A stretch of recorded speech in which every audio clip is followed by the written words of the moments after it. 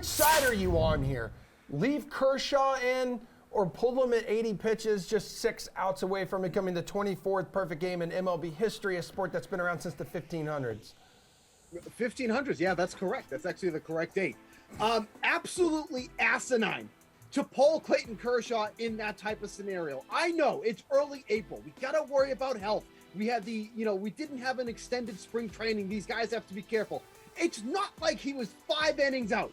He's 6 outs away from something that, quite frankly, he will probably never have the opportunity to do again. If anybody gets on, fine. Then you pull him after that. Kershaw was a great sport about it. He was like, I was okay with the decision. He didn't throw his manager under the bus, but deep down, you have to think that that's something he wanted to do. Already has a no-hitter under his belt. Would love the opportunity to get a perfect game. He's getting older. This opportunity is not going to come again. That was total crap.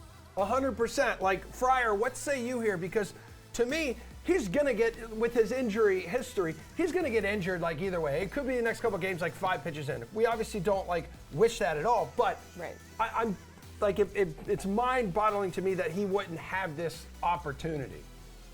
Yeah, I don't know how you move on from this as a pitcher. I mean, yeah, you got to go out there and just do your job like any other day. But I mean, I don't know how you don't have a little bit of resentment in some capacity towards not necessarily your manager, but the people who are above him. Because honestly, that's the biggest thing for me with Dave Roberts. It's like, when you look back on your career as a manager, how much are you going to really appreciate what you did? How much are you going to feel like, yeah, that was a lot of what I did, a lot of the decisions I made. I knew where to push the buttons. Or you're going to look at it and say, all the people in the front office told me what to do, and I was just basically a puppet. Because that's what this move is right here.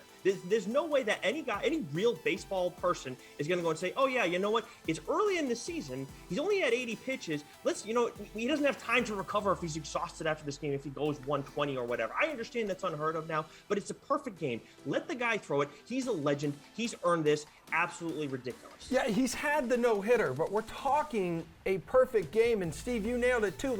He's in the back 9 of his career here. This is just a 1-year deal, that he's on. If I'm him, I'm like, damn, man, I don't know if I'm going to be back in this position, ever again. He did say, after the game, as much as I would have wanted to do it, yeah, I've thrown 75 pitches in a sim game. I hadn't gone 6 innings, let alone 7. He's a nice guy. He's a nice guy. He's going to say the right things. But I was just saying to you before the show, which I think that you guys might agree with this, it's so interesting because if he hadn't gotten pulled, if Roberts hadn't pulled him, and then he had gotten injured, everyone would be on here being like, how do you not take an injury-prone guy this early in the season? How do you not take him out of this game?